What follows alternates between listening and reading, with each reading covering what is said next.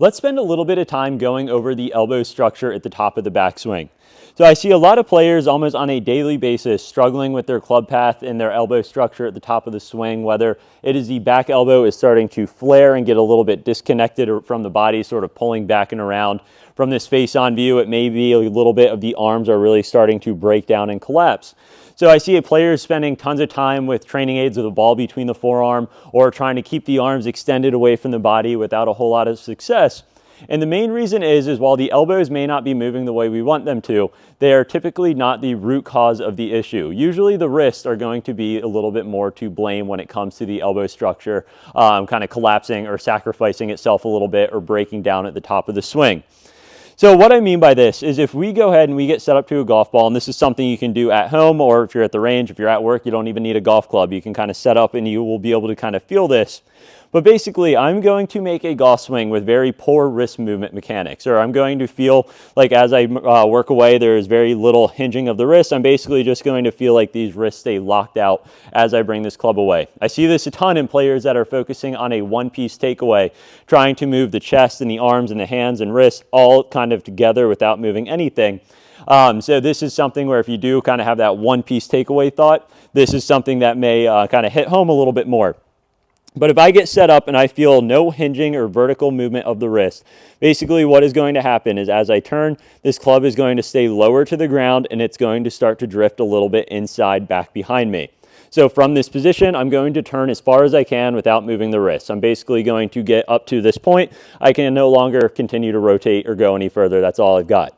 So something has to get the club up to the top of the swing. We aren't just going to get here and never wrap the club low and around us. We're going to get back to this point and try to get this club loading a little bit more down the target line. So if the wrists are not going to help us get there, we're going to move up the arm. The next joint that can move is going to be the elbows. So typically what's going to happen is back elbow is going to flare, but also pull around the body, getting some sort of movement going where we start to get the elbow breaking down. So we'll see from the face-on view as that starts to occur, as that elbow starts to pull around, usually these arms are going to start to collapse a little bit, which is not what we want. Most of the time from there, I will see players that get this elbow pulled back and around them, try to force the club underneath, and they will get extremely stuck to the inside, or they will get this club pulling back and around them, and as they start to add rotation, they get very steep and over top of the golf ball. So the elbows, again, while they are a problem, they are not the root cause of why things are acting up. The wrists are more of the issue. So a lack of wrist hinge is going to be one of the most common reasons I see the elbow structure sort of fall apart.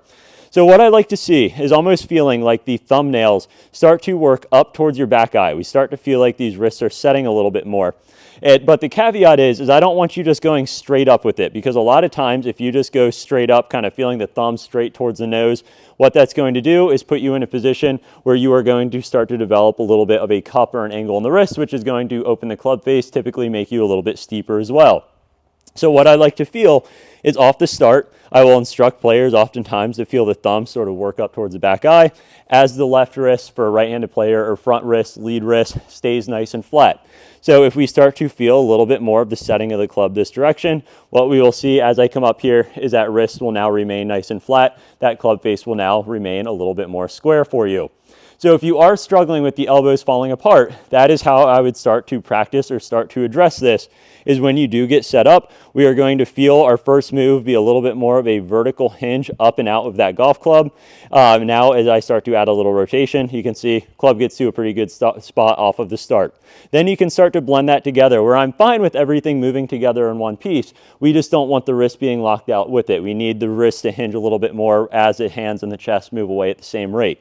So now as I start to turn away, I'm going to blend that feel, adding a little bit more hinge. You can see that club is a little bit more up and in front of me rather than kind of wrists pointing back behind me, very locked out, low and inside. And from there, it is going to make it much easier to keep those elbows closer together up to the top. So there's all kinds of training aids. A very common one is the ball between the forearms, which I absolutely love. I work with this training aid daily with players. But basically what we're going to feel, and you can again experiment with this, is try to keep this ball in place as long as you can without moving your wrist. So go up to the top of the swing. That's about as far as you're going to get. Elbows are going to want to split. But now if we start to implement a little bit more wrist hinge, what you're going to see is that club is going to stay a little bit more up and out. Now I'm going to have that move with a little bit of rotation Takeaway all of a sudden doesn't look too awkward. That club is much more in front of me than it was in the last swing. Now, as I work up to the top, it becomes much easier to keep the elbow structure in a pretty good position. From here, most players are going to be able to shallow that club much better. So if you are struggling with the elbows, the first place to go is to check those wrists.